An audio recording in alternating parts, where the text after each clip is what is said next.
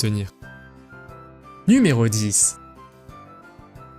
Grâce aux rennes du Père Noël, il peut être emmené partout pour apporter les cadeaux de Noël.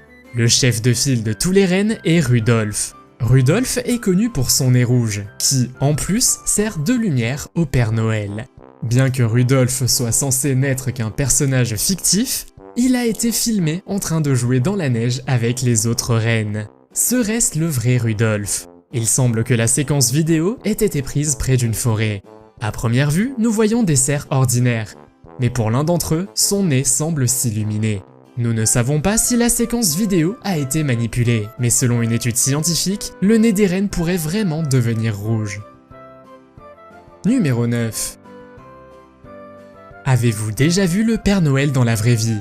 Si oui, vous êtes très chanceux. L'histoire suivante est celle d'une famille qui a décidé d'installer une caméra pour voir si elle pouvait filmer le Père Noël. Et ils ont réussi. La veille de Noël 2014, le Père Noël et ses rennes sont arrivés quelque part près d'une zone résidentielle. Le Père Noël avait placé les cadeaux sous l'arbre de chaque maison, puis on le voit s'envoler sur le traîneau. Cela a dû être très cool pour la famille qui a montré la séquence vidéo à ses enfants le lendemain matin. Qu'est-ce que vous aimeriez avoir comme cadeau du Père Noël cette année? Dites-le moi dans les commentaires. Numéro 8. Vous vous demandez peut-être comment le Père Noël parvient-il à préparer des millions de cadeaux de Noël chaque année? Il le fait grâce aux centaines de lutins qui l'accompagnent. Il est dit qu'un elfe de Noël aide à la fabrication des jouets, et qu'il s'occupe également des rennes. On ne les voit pas souvent, mais ils ont tout de même été filmés de temps en temps. Dans la vidéo suivante datant de 2013, on voit un lutin de Noël allumer les lumières du sapin de Noël puis se promener dans la pièce. Dans une autre vidéo, le lutin de Noël a réussi à entrer dans une fenêtre puis il regarde un instant la caméra. Nous ne pouvons pas voir ce qui se passe ensuite, mais il met probablement un cadeau sous le sapin de Noël. Ou peut-être ouvre-t-il la porte d'entrée au Père Noël. Numéro 7. Le jour de Noël, un reportage télévisé en direct était diffusé car il avait beaucoup neigé ce matin-là. La journaliste nommée Jennifer parlait de la neige abondante quand soudain une créature monstrueuse est apparue derrière elle. Les gens à la maison pensaient qu'ils venaient de voir un Yeti en direct à la télévision. Le caméraman détourne la caméra et après cela, on ne sait pas ce qu'il s'est passé. Certaines personnes pensent que la créature à fourrure est sortie des montagnes voisines. D'autres pensaient qu'il s'agissait simplement d'une personne qui s'était déguisée en Yeti.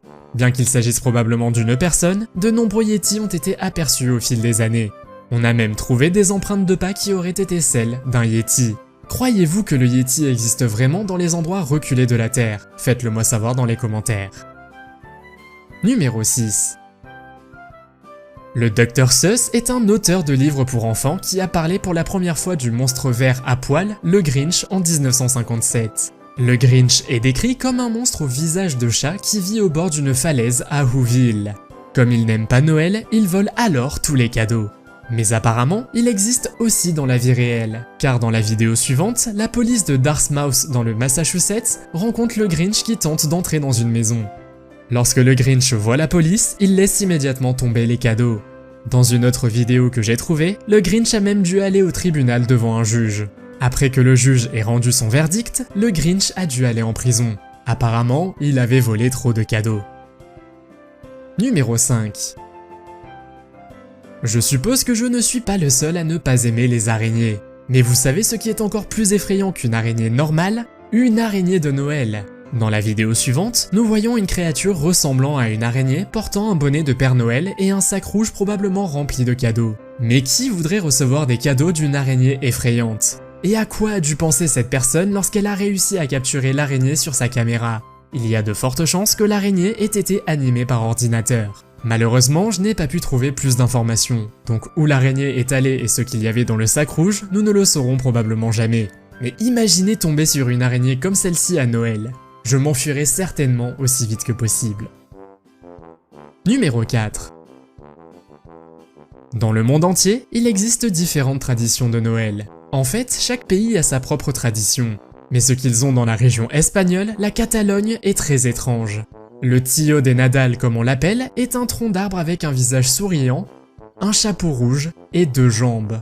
Les Catalans ont pour tradition de nourrir le tronc d'arbre avec des restes de nourriture pour qu'il éjecte des cadeaux la veille de Noël.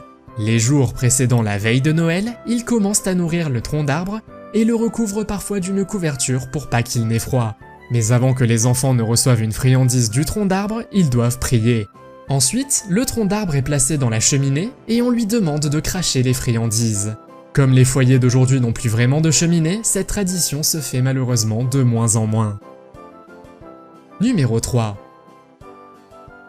La technologie envahissant chaque jour un peu plus nos vies, il n'est pas surprenant qu'elle commence également à rendre Noël très spécial. Ou est-ce simplement très effrayant? Voici la version robotique des rennes du Père Noël de Boston Dynamics. Imaginez simplement le fait qu'ils courent après vous. Vous voyez, ils peuvent bouger et courir comme de vraies rennes.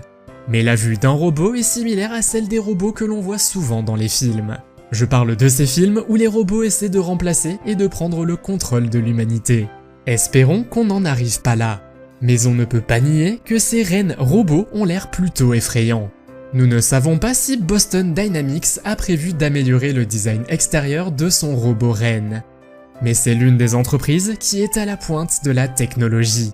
En décembre 2020, ils ont mis en ligne une vidéo où l'on voit que les robots peuvent désormais danser. Quelle est votre opinion sur ces types de robots du futur? Les trouvez-vous utiles ou plutôt effrayants? Faites-le moi savoir dans les commentaires. Numéro 2. Avez-vous déjà entendu parler du Krampus? Une créature en forme de corne